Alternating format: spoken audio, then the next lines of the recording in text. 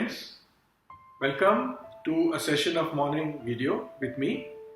And today actually I wanted to talk a little more detail about a very burning topic, very important issue that a lot of people come to me with. And it is about all these mobile devices, electronic devices that we are now surrounded with. If you recollect, even 2 decades ago, there were not that many mobile devices. And so the concern that is there in the people's mind is that now we are exposed to so many more devices and we spend so much more time online on mobile phones using Wi-Fi and other things. Is there a danger to us coming from this kind of exposure? So what is the scientific position? And 2 years ago I posted a short clip on a picture actually on Facebook mentioning that there was some suggestion that there might be a link to brain tumor. So when I saw this again yesterday, I got an idea, let me check again, let me go through the literature again and see what is the current position. And now I see that there is a lot more information, there is a lot more data and a lot more studies have been done and the position has a little more clarity. So I thought today I will talk about this issue and bring forward what are the points about it. But what I'll do is, I will discuss briefly about the methodological issues that exist with these studies. I will talk very briefly about the physics behind it. I'll talk again briefly about the clinical studies which are there. And finally, I'll give you a short, brief synopsis of what are the good steps that you could take to take care of yourself. Now, first of all, methodological issues. This is very important because science is all that we have to make sense of the world around us. But unfortunately, science is 90% about the methods that we use, which means that the way we collect information. If we do it the right way, we get right information. But if we don't pay attention, if we don't give it the importance that it deserves, we will get the wrong information. And wrong information leads to wrong conclusions. Very important. And I'll illustrate this in our topic today. See, what happens is, how do we know that a person is being exposed to a lot of radiation, a lot of cell phone usage? How do we assess that? If you find out how the people are conducting these studies, what they do is they send questionnaires. Okay, so what happens is, sitting down, somebody is answering that questionnaire, he's thinking back in a retrospective way, what was his cell phone usage in the past? Imagine I'm sending you a questionnaire, and one of the questions is, in October 2016, how many hours per day on average did you spend on the cell phone? Is that something that you could recover, you could remember so well? Forget it. Even last week's usage I don't remember. I asked any parent, he says, my son is all the time on the cell phone, 24 hours is on cell phone. But if you really assess, the child is 8 hours sleeping, that's for sure he knows, he's going to sleep 8 hours, maybe 10 hours also he sleeps.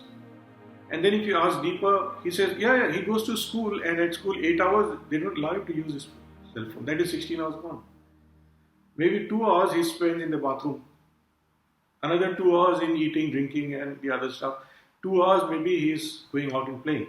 Which gives you 2 hours on a daily basis, which he might be actually spending on the phone, which also we don't know whether he's making calls or he's doing Instagram, Facebook or something else.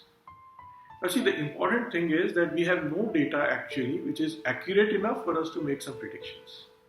And the importance of these different aspects I will mention again. But one other method that people have started using to get data is to send questionnaires to the mobile service owners.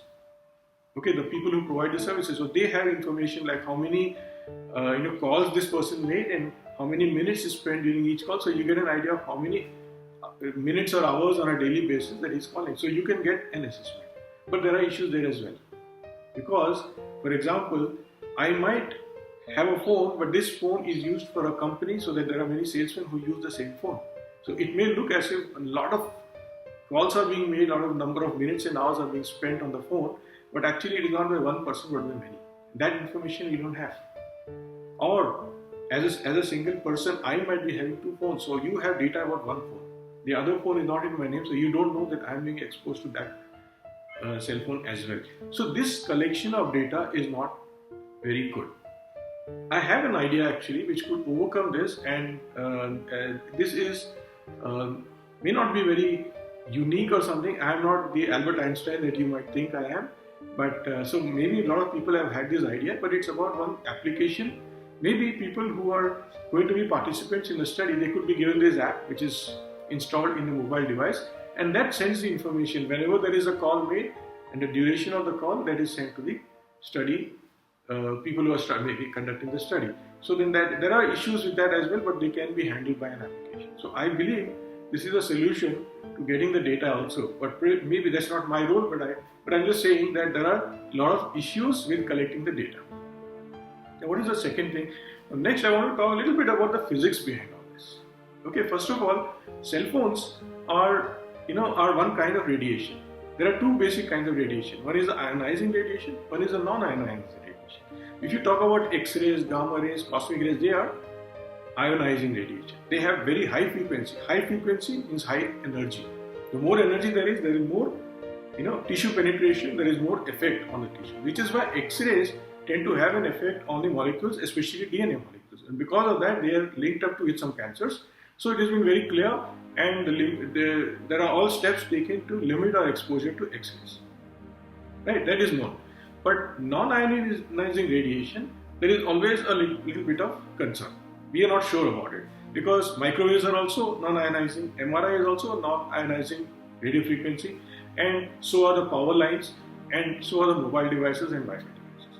Are these really causing a lot of problem? Are they likely to cause any problem? That is a question.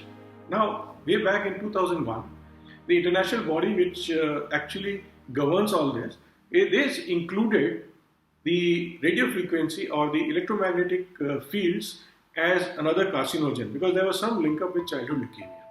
That's when this whole hullabaloo started, and people started getting worried that since electromagnetic fields are there with power lines, with all the devices that we have, so we are maybe more exposed to it today. So then studies started being conducted. Now that is the physics behind it. Now I'll give you a little bit of the clinical side of it.